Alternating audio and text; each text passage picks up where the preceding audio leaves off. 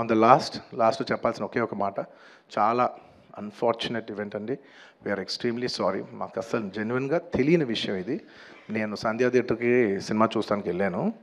And last 20 ఏళ్ళుగా, గత 20 ఏళ్ళుగా వెళ్తున్నాను. అసలు ఎప్పుడు జనాలు వస్తారు, ఇన్ని ఈవెంట్స్ చేసావు, ఇంత టర్న్అవుట్ వచ్చింది, ఎప్పుడు ఏ ప్రాబ్లం కాలేదు. బట్ అనుకోకుండా it's very very very unfortunate that నేను సంధ్యా థియేటర్కి వెళ్ళి లోపల సినిమా చూస్తున్నాను. బయట కొంతసేపు వచ్చి మా మేనేజ్మెంట్ వచ్చి, సార్ అందరికీ ప్రాబ్లం అవుతుందంటే వెళ్ళిపోమని చెప్పారు. అవునా, ఓకే, పాపం ఇబ్బంది పడుతుందని చెప్పి మేము వెళ్ళిపోయాం. సినిమా ఫస్ట్ టైం నేను 3 ఏళ్ళ తర్వాత ఫస్ట్ టైం పబ్లిక్లో సినిమా చూస్తూ సినిమా ఫుల్గా కూడా కంప్లీట్ చేయలేదు, అలా మధ్యలో నుంచి బయటకు వెళ్ళిపోయాం.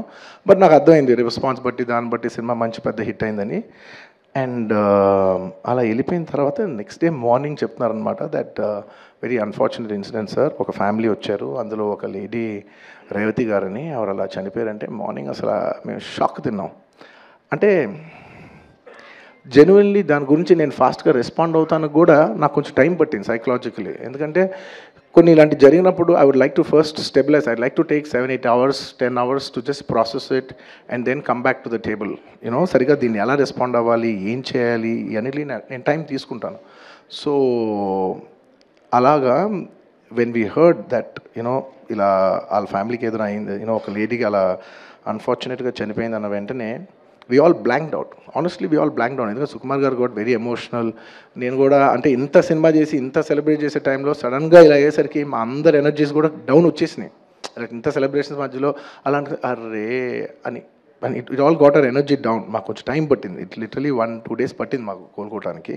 ఎందుకంటే మేము సినిమా చేసేదే, ఎనీ ఫిల్మ్ మేకర్ మీరు సినిమా చేసేదే మీరు థియేటర్కి వచ్చి మీరు అందరూ ఎంజాయ్ చేయాలనే ఒక రీజన్ కోసం మేము సినిమా చేస్తాం. అలాంటి థియేటర్లో ఇలా వచ్చి ఒక ఫ్యామిలీ ఇలాగా ఒక లేడీ అలా అయిందనేసరికి ఇట్స్ హార్ట్ బ్రేకింగ్.